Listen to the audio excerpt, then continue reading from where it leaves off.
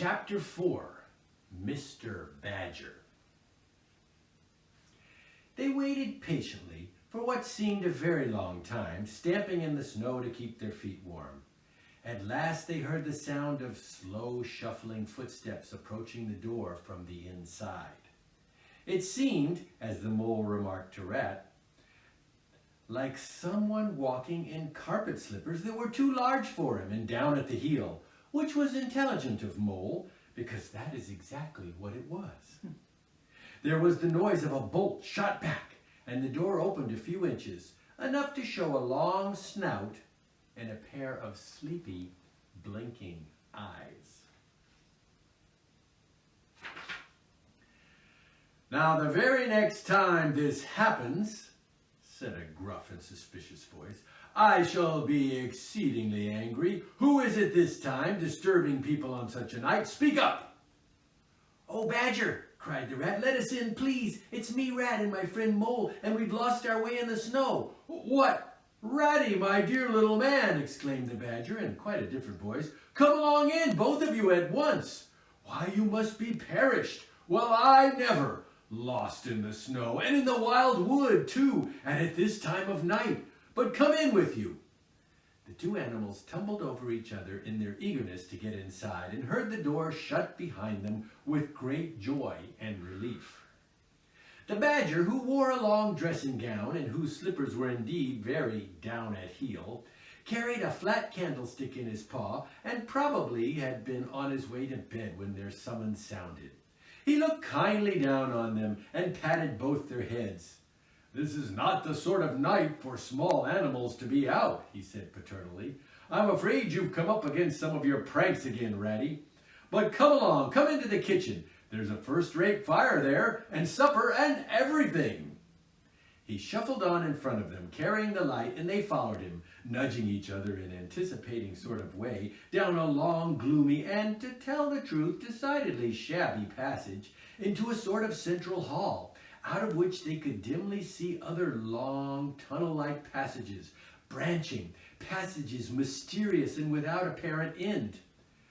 But there were doors in the hall as well, stout, oaken, comfortable-looking doors.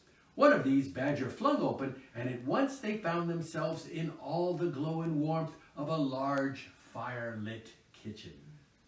The floor was well-worn red brick, and on the wide hearth burnt a fire of logs between two attractive chimney corners, tucked away in the wall, well out of any suspicion of draught.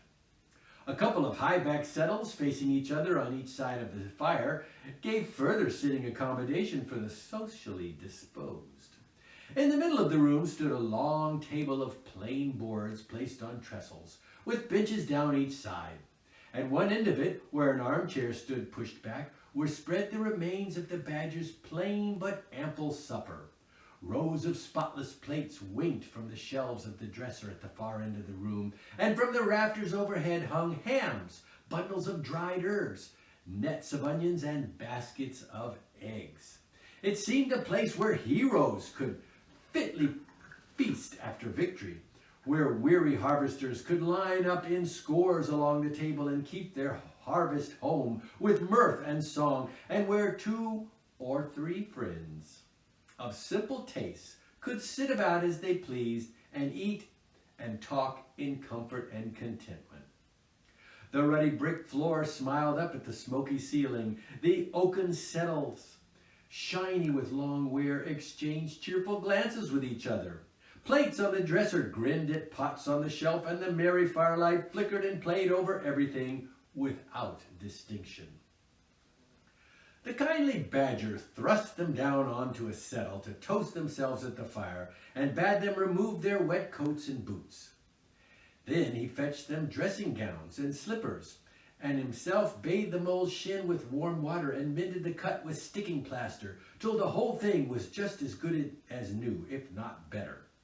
In the embracing light and warmth, warm and dry at last, with weary legs propped up in front of them and a suggestive clink of plates being arranged on the table behind, it seemed to the storm-driven animals, now in safe anchorage, that the cold and trackless wild wood just left outside was miles and miles away, and all that they had suffered in it a half-forgotten dream. When at last they were thoroughly toasted, the badger summoned them to the table where he had been busy laying a repast. They had felt pretty hungry before, but when they actually saw the supper that was spread for them, really it only seemed a question of what they should attack first, where all was so attractive, and whether the other things would obligingly wait for them till they had time to give them attention. Conversation was impossible for a long time, and when it was slowly resumed, it was that regrettable sort of conversation that results from talking with your mouth full. The badger did not mind that sort of thing at all, nor did he take any notice of elbows on the table or everyone speaking at once. As he did not go into society himself, he had got an idea that these things belonged to the things that didn't really matter. We know, of course, that he was wrong, and took too narrow a view because they do matter very much, though it would take too long to explain why. He sat in his armchair at the head of the table and nodded gravely at intervals as the animals told their story. And he did not seem surprised or shocked at anything. And he never said, "I told you so," or "just what I always said," or remarked that they ought to have done so and so, or ought not to have done something else. The mole began to feel very friendly towards him. When supper was really finished at last, and each animal felt that his skin was now as tight as was decently safe, and that by this time he didn't care a hang for anybody or anything, they gathered round the glowing embers of the great wood fire, and thought how jolly it was to be sitting up so late, and so independent, and so full. And after they had chatted for a time about things in general, the badger said heartily, "Now then, tell us the news from your part of the world. How's old Toad going on?" "Oh, from bad to worse," said the rat gravely, while the mole, cocked up on a settle and basking in the firelight, his heels higher than his head, tried to look properly mournful. "Another mash-up only last week, and a bad one. You see, he will insist on driving himself, and he's hopelessly incapable. If he'd only employ a decent, steady, well-trained animal, pay him good wages and leave everything to him, he'd get on all right, but no. He's convinced he's a heaven-born driver, and no one can teach him anything, and all the rest follows." "How many has he had?" inquired the badger gloomily. "Smashes or machines?" asked the rat. "Oh, well, after all, it's the same thing with Toad. This is the 7th. As for the others, you know that coach house of his? Well, it's piled up, literally piled up to the roof, with fragments of motor cars, none of them bigger than your hat. That accounts for the other 6, so far as they can be accounted for." "He's been in hospital 3 times, put in the mole, "and as for the fines he's had to pay, it's simply awful to think of." "Yes, and that's part of the trouble," continued the rat. "Toad's rich, we all know, but he's not a millionaire. And he's a hopelessly bad driver, and quite regardless of law and order. Killed or ruined, it's got to be one of the 2 things sooner or later. Badger, we're his friends. Oughtn't we to do something?" The badger went through a bit of hard thinking. "Now look here," he said at last rather severely. "Of course, you know, I can't do anything now." His 2 friends assented, quite understanding his point. No animal, according to the rules of animal etiquette, is ever expected to do anything strenuous or heroic or even moderately active during the off-season of winter. All are sleepy. Some actually sleep. All are weather-bound, more or less, and all are resting from arduous days and nights during which every muscle in them has been severely tested and every energy kept at full stretch. "Very well, then," continued the badger, "but when once the year has really turned and the nights are shorter and halfway through them one rouses and feels fidgety and wants to be up and doing by sunrise, if not before? You know." Both animals nodded gravely. They knew. "Well then," went on Badger, "we, that is, you and me and our friend the mole here, will take Toad seriously in hand. We'll stand no nonsense whatever. We'll bring him back to reason, by force if need be. We'll make him be a sensible toad. You're asleep, Rat." "Not me," said the Rat, waking up with a jerk. "He's been sleeping 2 or 3 times since supper," said the Mole, laughing. He himself was feeling quite wakeful and even lively, though he didn't know why. The reason was, of course, that he, being naturally an underground animal by birth and breeding, the situation of Badger's house exactly suited him and made him feel at home. And while Rat, who slept every night in a bedroom, the windows of which opened on a breezy river, naturally felt the atmosphere still and oppressive.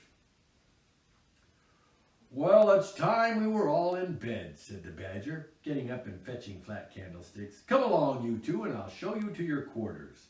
And take your time tomorrow morning. Breakfast at any hour you please." He conducted the 2 animals to a long room that seemed half bedchamber and half loft. The Badger's winter stores, which indeed were visible everywhere, took up half the room. Piles of apples, turnips, and potatoes, baskets full of nuts, and jars of honey. But the 2 little white beds on the remainder of the floor looked soft and inviting, and the linen on them, though coarse, was clean and smelt beautifully of lavender. And the Mole and the Water Rat, shaking off their garments in some 30 seconds, tumbled in between the sheets in great joy and contentment. In accordance with the kindly Badger's injunctions, the 2 tired animals came down to breakfast very late the next morning, and found a bright fire burning in the kitchen and 2 young hedgehogs sitting on a bench at the table, eating oatmeal porridge out of wooden bowls. The hedgehogs dropped their spoons, rose to their feet, and ducked their heads respectfully as the 2 entered.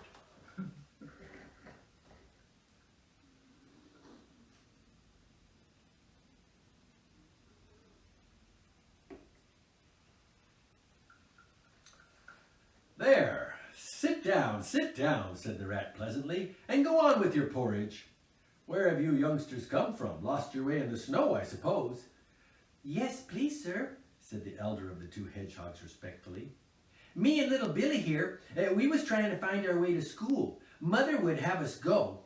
Was the weather ever so, and of course we lost ourselves, sir. And Billy, he got frightened and took and cried, being young and faint-hearted. And at last we happened up against Mr. Badger's back door, and made so bold as to knock, sir, for Mr. Badger, he's a kind-hearted gentleman, as everyone knows." "I understand," said the Rat, cutting himself some rashers from a side of bacon, while the Mole dropped some eggs into a saucepan. "And what's the weather like outside? You needn't sir me quite so often," he added. "Oh, terribly bad, sir, terrible deep the snow is," said the Hedgehog, "and no getting out for the likes of you gentlemen today." "Where's Mr. Badger?" inquired the Mole as he warmed the coffee pot before the fire. "The master's gone to his study, sir," replied the Hedgehog, "and he says how he was going to be particularly busy this morning, and on no count was he to be disturbed. No count." This explanation, of course, was thoroughly understood by everyone present. The fact is, as already set forth, when you live a life of intense activity for 6 months in the year, and of comparative or actual somnolence for the other 6, during the latter period you cannot continually be pleading sleepiness when there are people about or things to be done. The excuse gets monotonous. The animals knew well that Badger, having eaten a hearty breakfast, had retired to his study and settled himself into an armchair with his legs up on another and a red cotton handkerchief over his face, and was being busy in the usual way of this time of the year. The front doorbell clanged loudly, and the Rat, who was very greasy with buttered toast, sent Billy, the smaller hedgehog, to see who it might be. There was a sound of much stamping in the hall, and presently Billy returned in front of the Otter, who threw himself on the Rat with an embrace and a shout of affectionate greeting. "Get off!" spluttered the Rat, his mouth full. Thought I should find you here all right, said the otter cheerfully. They were all in a great state of alarm along riverbank when I arrived this morning. Rat never been home all night, nor Mole either. Something dreadful must have happened, they said, but the snow had covered up all your tracks, of course. But I knew that when people were in any fix, they mostly went to Badger, or else Badger got to know of it somehow, so I came straight off here, through the wild wood in the snow. My, it was fine coming through the snow as the red sun was rising and showing up against the black tree trunks. As you went along in the stillness, every now and then masses of snow slid off the branches suddenly with a flop, making you jump or run for cover. Snow castles and snow caverns had sprung up out of nowhere in the night, like snow bridges and terraces and ramparts. I could have stayed and played with them for hours. Here and there, great branches had been torn off by the sheer weight of the snow, and robins perched and hopped on them in their perky, conceited way, just as if they had done it themselves. A ragged string of wild geese passed overhead, high on the gray sky, and a few rooks whirled over the trees, inspected and flapped off homewards with a disgusted expression, but I met no sensible being to ask the news of. About halfway across, I came on a rabbit sitting on a stump, cleaning his silly face with his paws. He was a pretty scared animal when I crept up behind him and placed a heavy forepaw on his shoulder. I had to shake him once or twice to get any sense out of him at all. At last I managed to extract from him that Mole had been seen in the wild wood last night by one of them. He had that it was the talk of the burrows, he said, how Mole, Mr. Rat's particular friend, was in a bad fix, how he had lost his way, and they were up and out hunting, and were chiding him around and around. Then why didn't any of you do something, I asked. You may be blessed with brains, but there are hundreds and hundreds of you, big stout fellows, fat as butter, and your burrows running in all directions, and you could have taken him in and made him feel safe and comfortable, or tried to, at all events. What, us? He merely said. Do something? Us rabbits? So I shook him again and left him. There was nothing else to be done. At any rate, I had learned something, and if I had had the luck to meet any of them, I'd have learned something more, or they would have. Weren't you at all nervous? Asked the mole, some of yesterday's terror coming back to him at the mention of the wild wood. Nervous? The otter showed a gleaming set of strong white teeth as he laughed. I'll give 'em nerves if any of 'em tried anything with me. Here, Mole, fry me some slices of ham like the good little chap you are. I'm frightfully hungry, and I've got any amount to say to Ratty here. Haven't seen him for an age. So the good-natured mole, having cut some slices of ham, set the hedgehogs to fry them, and returned to his own breakfast, while Otter and the rat, their heads together, eagerly talked river shop, which is long shop and talk that is endless, running on like the babbling river itself. A plate of fried ham had just been cleared and sent back for more when the badger entered, yawning and rubbing his eyes, and greeted them all in his quiet, simple way, with kind inquiries for everyone. It must be getting on for luncheon time, he remarked to the otter. Better stop and have it with us. You must be hungry this cold morning. Rather, replied the otter, winking at the mole. The sight of these greedy young hedgehogs stuffing themselves with fried hams make me feel positively famished. The hedgehogs, who were just beginning to feel hungry again after their porridge, and after working so hard at their frying, looked timidly up at Mr. Badger, but were too shy to say anything. Here, you two youngsters, be off to your mother, said the badger kindly. I'll send someone with you to show you the way. You won't want any dinner today, I'll be bound. He gave them 6 pence apiece and a pat on the head, and they went off with much respectful swinging of caps and touching of forelocks. Presently they all sat down to luncheon together. The mole found himself placed next to Mr. Badger, and as the other two were still deep in river gossip, from which nothing could divert them, he took the opportunity to tell Badger how comfortable and homelike it all felt to him. Once well underground, he said, you know exactly where you are, and nothing can happen to you, and nothing can get at you. You're entirely your own master, and you don't have to consult anybody or mind what they say. Things go on all the same overhead, and you let them, and don't bother about them. When you want to, up you go, and there the things are waiting for you. The badger simply beamed on him. "That's exactly what I say," he replied.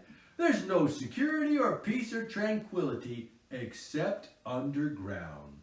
And then, if your ideas get larger and you want to expand, why, a dig and a scrape and there you are. If you feel your house is a bit too big, you stop up a hole or two and there you are again. No builders, no tradesmen, no remarks passed on to you by fellows looking over your wall, and above all, no weather. Look at Rat now. A couple of feet of floodwater, and he's got to move to hired lodgings, uncomfortable, inconveniently situated, and horribly expensive. Take Toad. I say nothing against Toad Hall, quite the best house in these parts as a house. But supposing a fire breaks out, where's Toad? Supposing tiles are blown off, or walls sink or crack, or windows get broken, where's Toad? Supposing the rooms are drafty, I hate a draft myself, where's Toad? No, up and out of doors is good enough to roam about and get one's living in, but underground to come back to at last, that's my idea of home. The Mole assented heartily, and the Badger, in consequence, got very friendly with him. "When lunch is over," he said, "I'll take you all round this little place of mine. I can see you'll appreciate it. You understand what domestic architecture ought to be, you do." After luncheon, accordingly, when the other two had settled themselves into the chimney corner and had started a heated argument on the subject of eels, the Badger lighted a lantern and bade the Mole to follow him. Across the hall they passed down one of the principal tunnels, and the wavering light of the lantern gave glimpses on either side of rooms both large and small, some mere cupboards, others nearly as broad and imposing as Toad's dining hall. A narrow passage at right angles led them to another corridor, and here the same thing was repeated. The Mole was staggered at the size, the extent, the ramifications of it all, at the length of the dim passages, the solid vaultings of the crammed store chambers, the masonry everywhere, the pillars, the arches, the pavements. "How on earth, Badger," he said at last, "did you ever find time and strength to do all this? It's astonishing." "Well, it would be astonishing indeed," said the Badger simply, "if I had done it. But as a matter of fact, I did none of it. Only cleaned out the passages and chambers as far as I had need of them. There's lots more of it all round here. I see you don't understand, and I must explain it to you. Well, very long ago, on the spot where the wild wood waves now, before ever it had planted itself and grown up to what it is, there was a city of people, you know. Here, where we are standing, they lived and walked and talked and slept and carried on their business. Here they stabled their horses and feasted. From here they rode out to fight or drove out to trade. They were a powerful people and rich and great builders. They built to last, for they thought their city would last forever." "But what has become of them all?" asked Mole. "Who can tell?" said the Badger. "People come, they stay for a while, they flourish, they build, and they go. It's their way, but we remain. There were badgers here, I've been told, long before that same city ever came to be, and now there are badgers here again. We are an enduring lot. We may move out for a time, but we wait and are patient, and back we come. And so it will ever be." "Well, and when they went at last, those people," said the Mole. "When they went," continued the Badger, "the strong winds and persistent rains took the matter in hand, patiently, ceaselessly, year after year. Perhaps we Badgers, too, in our small way, helped a little, who knows? It was all down, down, down, gradually, ruin and leveling and disappearance. Then it was all up, up, up, gradually, as seeds grew to saplings, and saplings to forest trees, and bramble and fern came creeping in to help. Leaf mold rose and obliterated streams, and their winter freshets brought sand and soil to clog and to cover, and in the course of time, our home was ready for us again. And we moved in. Up above us on the surface, the same thing happened. Animals arrived, liked the look of the place, took up their quarters, settled down, spread and flourished. They didn't bother themselves about the past, they never do. They're too busy. The place was a bit humpy and hillocky, naturally, and full of holes, but that was rather an advantage. They don't bother about the future either. The future, when perhaps the people will move in again for a time, as may very well be. The Wildwood is pretty well populated by now with all the usual lot, good, bad, and indifferent. I name no names.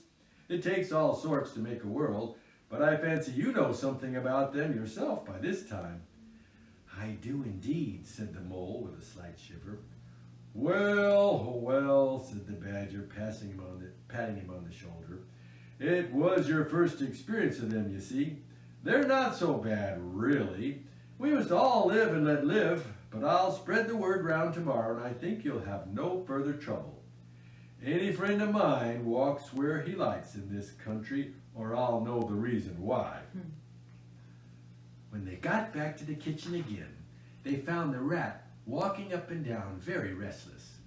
The underground atmosphere was oppressing him and getting on his nerves, and he seemed really to be afraid that the river would run away if he wasn't there to look after it. So he had his overcoat on and his pistols thrust into his belt again. "Come along, Mole," he said anxiously as soon as he caught sight of them. "We must get off while it's daylight. Don't want to spend another night in the wild wood again." "It'll be all right, my fine fellow," said the Otter. "I'm coming along with you, and I know every path blindfold. And if there's a head that needs to be punched, you can confidently rely on me to punch it." "You really needn't fret, Ratty," added the Badger placidly. "My passages run further than you think, and I've bolt holes to the edge of the wood in several directions, though I don't care for everybody to know about them. When you really have to go, you shall leave by one of my shortcuts. Meantime, make yourself easy and sit down again." The Rat was nevertheless still anxious to be off and attend to his river, so the Badger, taking up his lantern again, led the way along a damp and airless tunnel that wound and dipped, part vaulted, part hewn through solid rock, for a weary distance that seemed to be miles. At last daylight began to show itself confusedly through tangled growth overhanging the mouth of the passage, and the Badger, bidding them a hasty goodbye, pushed them hurriedly through the opening, made everything look as natural as possible again with creepers, brushwood, and dead leaves, and retreated.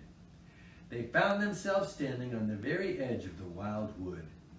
Rocks and brambles and tree roots behind them confusedly heaped and tangled. In front, a great space of quiet fields, hemmed by lines of hedges black on the snow, and far ahead a glint of the familiar old river, while the wintry sun hung red and low on the horizon.